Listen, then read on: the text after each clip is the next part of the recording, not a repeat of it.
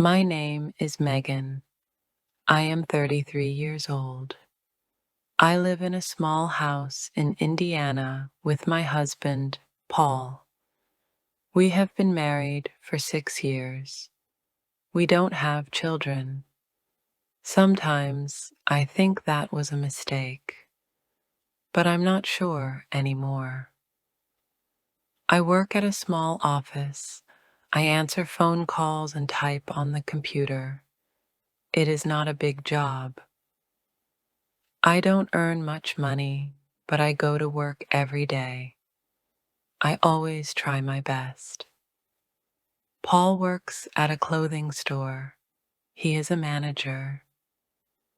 He works long hours and comes home late most days.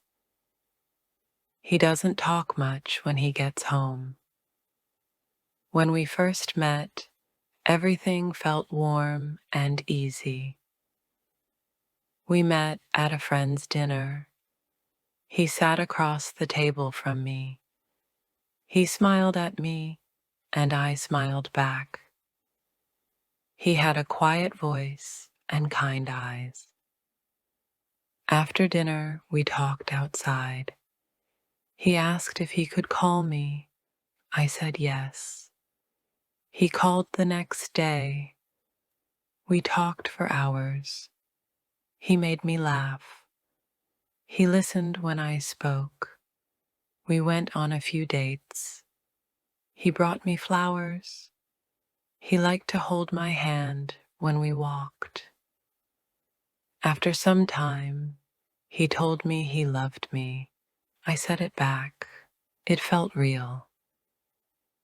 We got married 1 year later. It was a small wedding. We didn't have a lot of money, but we were happy. We made dinner together. We sat on the sofa and watched movies. Sometimes he kissed my forehead and said, "I'm glad you're mine." I thought, this is how love should feel. But slowly, things started to change. He stopped talking to me. He came home from work and sat on the sofa. He looked at his phone or the TV. He didn't ask about my day. He didn't smile. Sometimes he didn't even say hello. At first, I thought he was just tired. I told myself, he needs rest. Maybe next week will be better. I waited. I tried to help. I made his favorite meals. I cleaned the house. I gave him space. I didn't talk too much. I thought, if I stay quiet and kind, he will come back to me. But he didn't. He stopped holding my hand. He didn't laugh at my jokes. He didn't notice my new haircut. One day, I said, "Paul, do you want to go for a walk?" He looked at me and said, "I'm tired." I said, "We haven't walked together in months." He said, "So?" That word hurt me. Just so, like it didn't matter, like I didn't matter. Another night, I made a special dinner. I cooked chicken, mashed potatoes, and green beans. I cleaned the table and put on soft music. When he came home, I smiled and said, "Dinner is ready." He looked at the table and said, "Why did you do all this?" I said, "I wanted to make a nice dinner for us." He sat down and started eating. He didn't say, "Thank you." He didn't look at me. He just ate in silence. I sat across from him and stared at my food. I wasn't hungry anymore. My chest felt heavy. I wanted to cry, but I held it in. After dinner, I washed the dishes.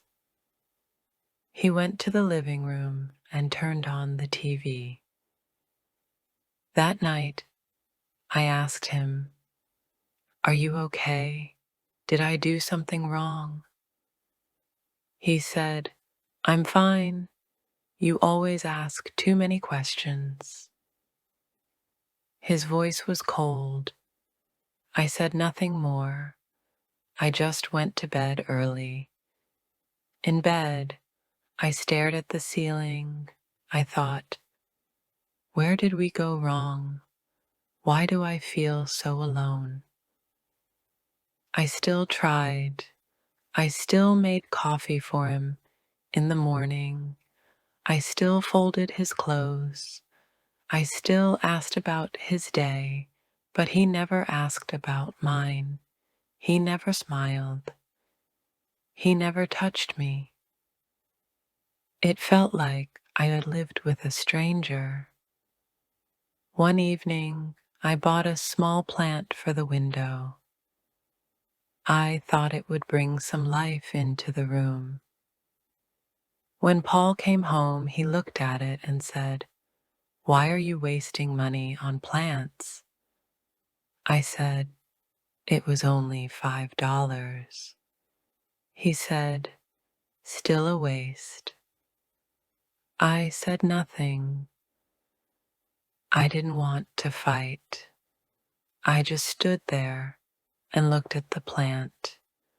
It was green and small. It looked fresh and full of hope. I wished I could feel like that. Later that week, I tried to talk again. I said, "Paul, I feel like we don't talk anymore." He said, "We're fine." I said, "No, we're not. You don't talk to me. You don't smile. You don't ask me anything." He stood up and said, "You always make problems where there are none." I stood still. My hands were shaking. I felt like I had no voice. The next morning, I looked at myself in the mirror. My eyes looked tired. My face had no color. I thought, is this what marriage is? Is this what love becomes? At work, I made a mistake on the computer. My manager asked, "Are you okay, Megan?" I said, "I'm just tired." She said, "You should take a break." I said, "Maybe," but I knew I couldn't rest. Not at home, not at work, not even in my own mind. I was tired everywhere. That weekend, I tried one more thing. I said, "Let's go out for dinner. Just you and me."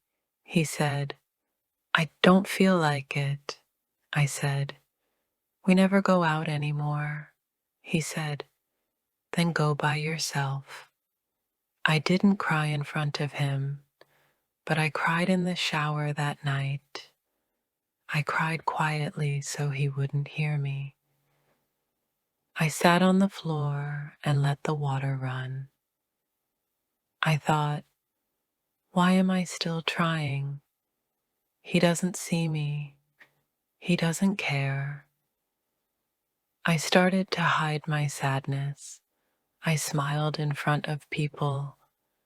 I said, "I'm fine," when someone asked, but I wasn't. I was lonely, even with someone beside me every day. I felt invisible. I felt empty. I looked at our wedding photo. We looked so happy. I touched the glass and whispered, "Where did that version of us go?" But the picture didn't answer. Each night I hoped for a change, a kind word, a soft smile, a touch, something, anything. But every night I went to bed with silence. I tried everything. I really did, but I was still alone. Before I share the rest of my story, I want to ask you something. Where are you listening from? Sometimes I wonder if someone out there truly hears me, someone who understands what I'm feeling. It gives me strength to know I'm not alone. So please tell me in the comments, days turned into weeks. The silence between us grew louder.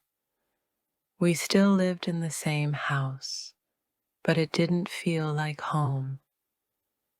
Paul and I ate dinner together, but we didn't speak. Sometimes we watched TV, but we didn't laugh. I felt like I was sharing a life with a shadow. One night, I got home before him. I sat on the sofa with a cup of tea. I stared at the door. I waited for him to come in. I thought, maybe today will be different. But when he walked in, he just said, "Hi," and walked to the bedroom. He didn't even ask how my day was. I stayed on the sofa, looking at the cold tea in my hands. The next morning, I woke up early. I made breakfast, toast, and eggs. I placed a plate in front of him. He looked at it and said, "I'm not hungry." I said, "You should eat something." He didn't reply. He just walked away. At work, my manager asked me again, "Megan, are you okay?" I said, "Yes, just tired." She looked at me for a moment and said, "Take care of yourself." I nodded, but I didn't really know how to do that. That night, I tried one more time. I said, "Paul, can we talk?" He looked annoyed. "About what?" he said.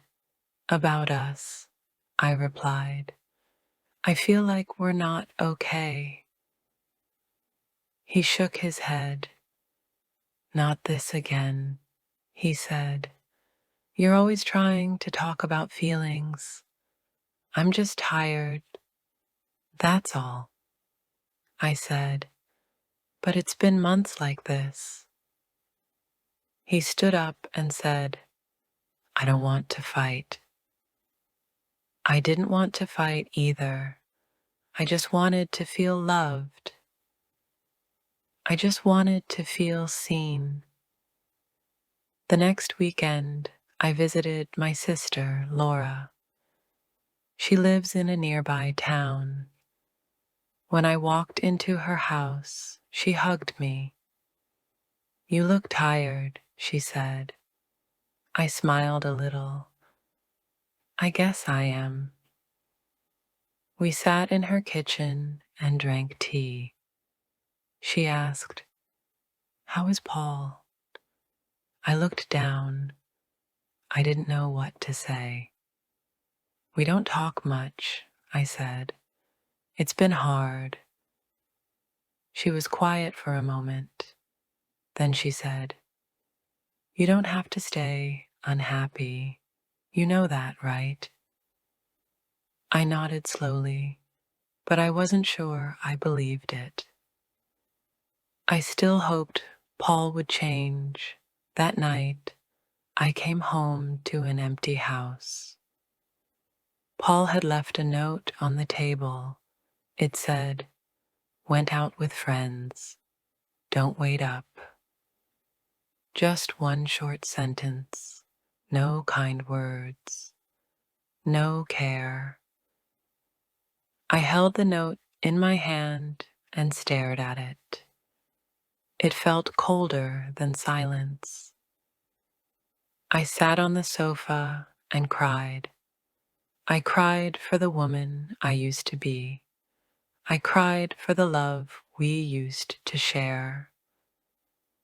I cried because I didn't know what to do anymore. The next morning, I didn't make breakfast. I didn't clean the house. I just sat by the window and looked outside. The sky was gray. The trees moved slowly in the wind. Everything felt heavy. Paul came home in the afternoon. He didn't say where he had been. He didn't ask why I was quiet. He just took a shower and turned on the TV. That night, I asked him, "Do you still love me?" He looked at me and said, "Why do you ask that?"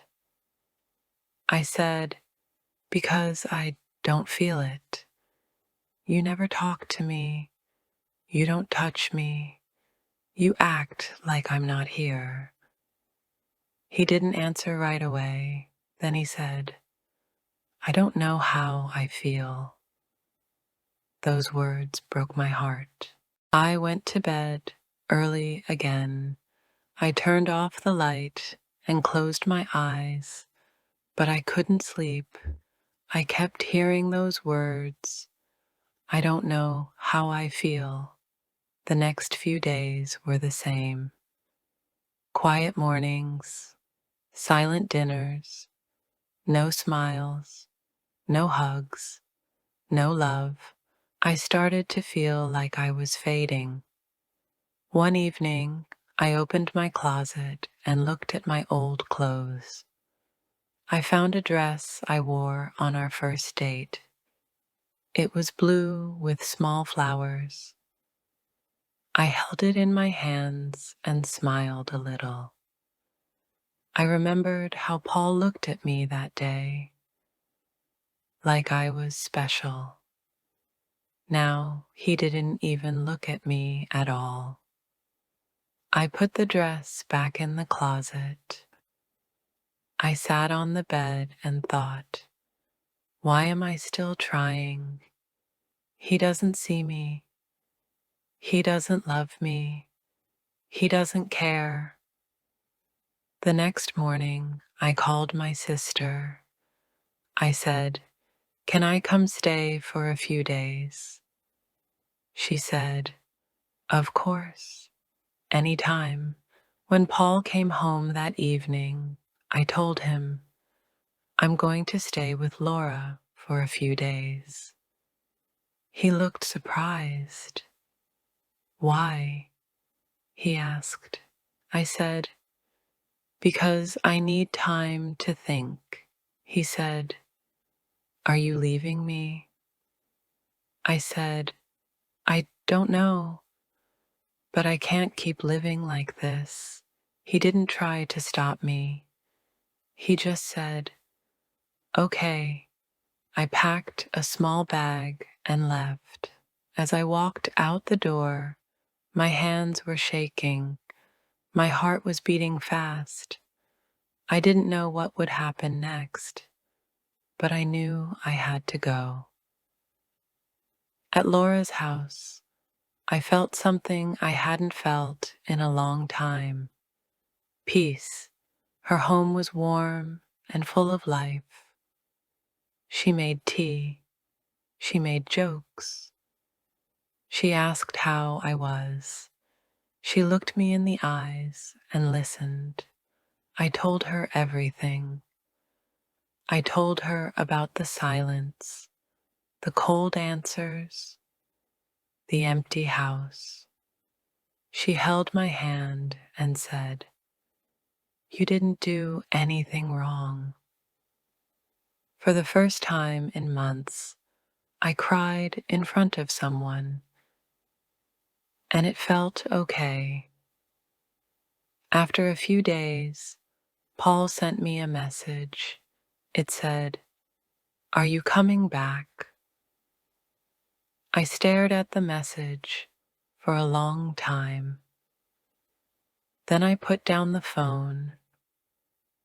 I didn't know the answer yet, but for now, I needed space. I needed air. I needed to remember who I was before the silence took over. I loved Paul once. I loved him deeply. I gave everything. I tried everything, but I was still alone. I stayed at Laura's house for 1 week. Every day, she made breakfast and talked to me. We went for short walks. We watched movies at night. I smiled more. I laughed a little. I started to feel human again, but inside, I still felt confused. I kept thinking about Paul. I asked myself, should I go back? Should I try again? Maybe he will change this time. But then I remembered all the nights I cried. I remembered all the times I felt invisible. One morning, I woke up before everyone. I made a cup of tea and sat by the window. The sun was rising. The sky was soft and pink. It was quiet.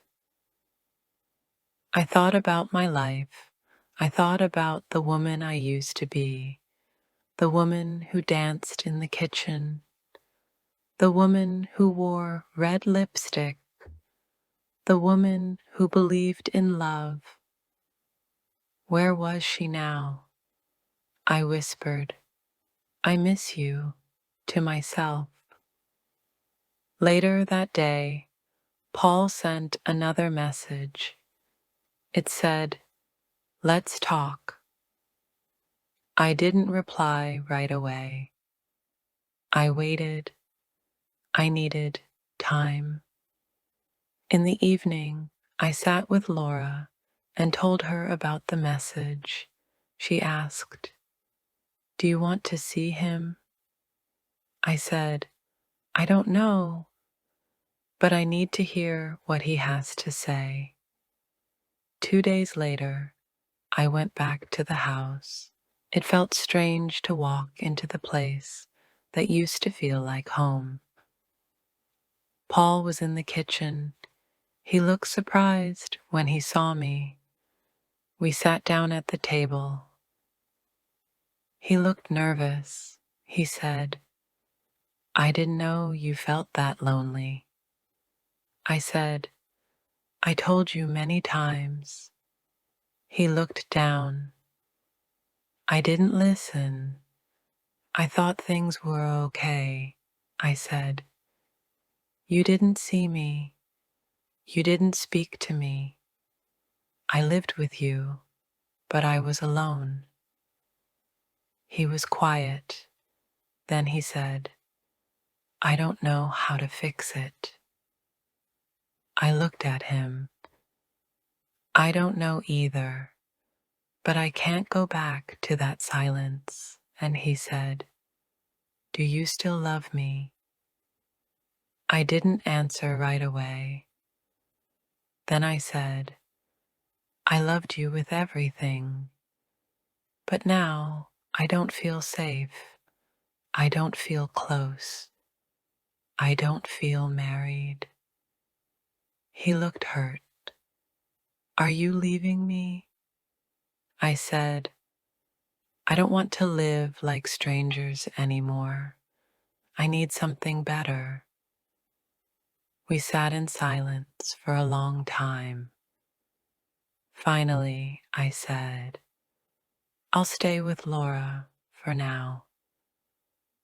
Maybe later we can talk again. But right now, I need to take care of myself. He nodded. I understand. I left the house feeling heavy, but also calm. I had said what I needed to say. Back at Laura's, she hugged me. I'm proud of you, she said. In the days that followed, I started to feel stronger. I bought a new dress. I went for long walks. I listened to music. I called an old friend. I laughed again. I didn't know what would happen with Paul, but for the first time in a long time, I wasn't scared to be alone. I was already alone before. I just didn't admit it. One afternoon, I got a letter from the work. They offered me a new position at another office in a different city. It paid a little more. It was a new start. Laura said, "This could be good for you." I thought about it for 2 days. Then I said yes. I packed my things. I found a small apartment in the new city. It was nothing fancy, but it was mine. I put up new curtains. I bought a small green plant for the window. I smiled at it. Let's grow together, I said softly. I started the new job the next week. The people were kind. I felt nervous, but also excited. On my lunch break, I walked in the park. I sat on a bench and watched the birds. I felt peace. Paul sent a message again. He said, "I hope you're okay." I replied, "I am." He didn't ask more, and I didn't offer more. We were not angry. We were just finished. Weeks passed. I didn't miss the silence.